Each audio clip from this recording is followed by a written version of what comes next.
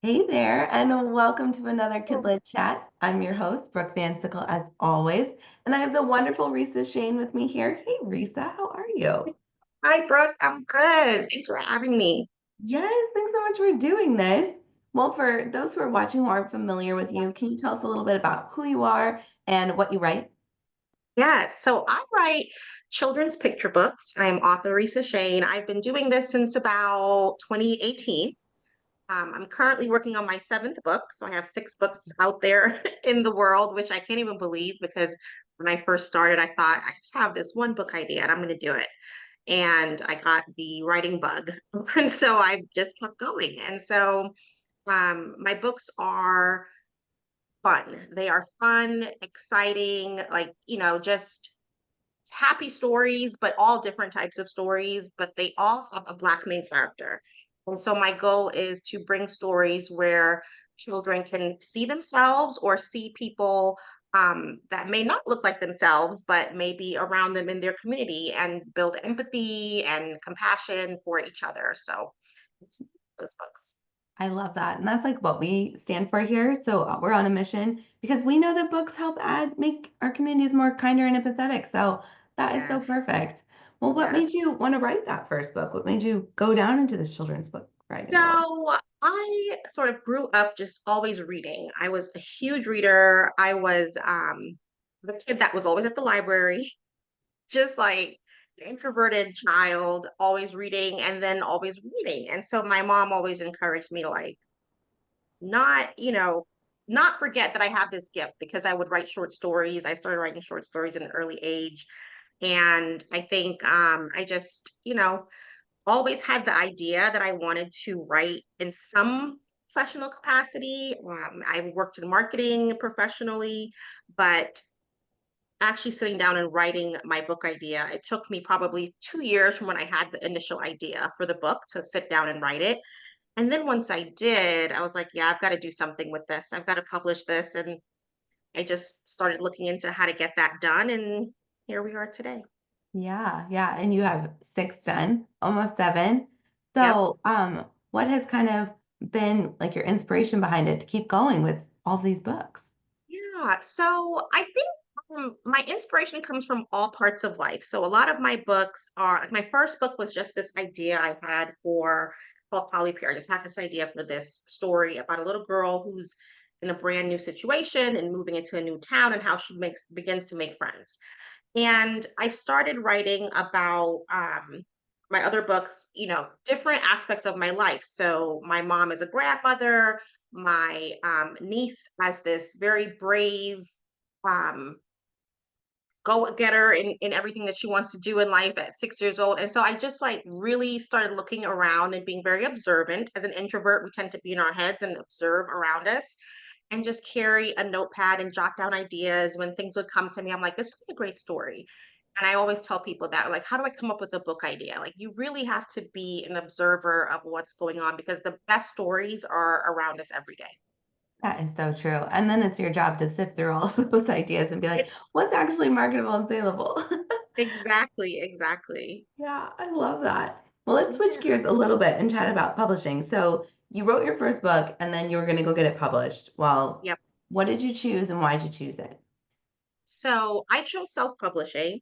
And I have to say, when I started out, I didn't know anything about self-publishing. I thought I would just send my book to some agents and publishers and it would be out there like that.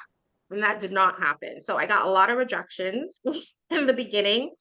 And my sister told me when after I started getting rejection after rejection, she's like, every time I would get one, she would say, yes, that's great. And I'm like, why are you saying that's great? She's like, because you're getting one step closer to how this is going to get done, right? So every no is going to redirect you to the right path.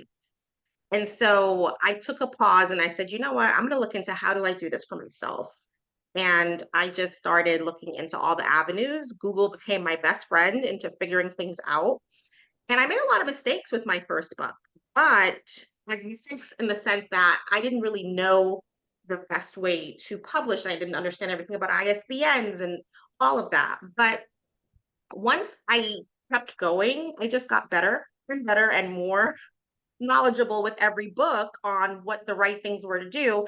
And sometimes the decisions are really like preferences a lot of the times, and what you can afford and the cost of things and contracts and all of that. So I feel like I'm very much self-taught in what I've learned and what works for me, and the control that I want to have around partnerships I make with editors and translators and illustrators. And so it's just a learning experience, and I think every single time I publish I learn something else, or I learn about a new way to do something, and it just helps me keep going.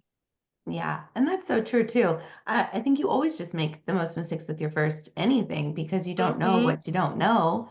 Right, So, but you exactly. got to keep going. Yeah. Yeah, Yes. I love that.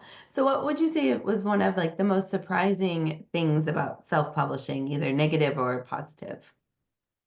The most surprising thing to me was the length of the process. Like, once you're actually done with writing your first draft, the time between that and actually having a finished book that's out there and available. And I think, just going into it not really knowing that much, I thought it would be like, "Okay, I'm done. Now it's out there." And is not the case. So it took a lot for me to, like, okay, realize there's so much excitement when you're so proud of this book that's your baby and you've done so much to get it done, that you tend to rush. And I think I rushed through a lot of steps or tried to find shortcuts to make things go faster. And so that kind of surprised me in the sense that, okay, you really got to have a handle on the process and how long it's going to take for each phase of this, so Yeah. that you're not, making any, like, not making mistakes, but not putting something out there that you don't want your name attached to, or that's going to cost you money to go back and fix in the long run. I've had that happen a few times, and it really is like being patient. And it's not a sprint; it's a marathon, and you want everything sort of lined up. So now I make schedules for myself and target dates for every phase of everything, so that I'm, just on track, and not expecting that. Okay, I finished a manuscript on January 1st, and it's going to be out there on February 1st. Like, that's not realistic. Especially for a picture book when you got to get it Yes. illustrated.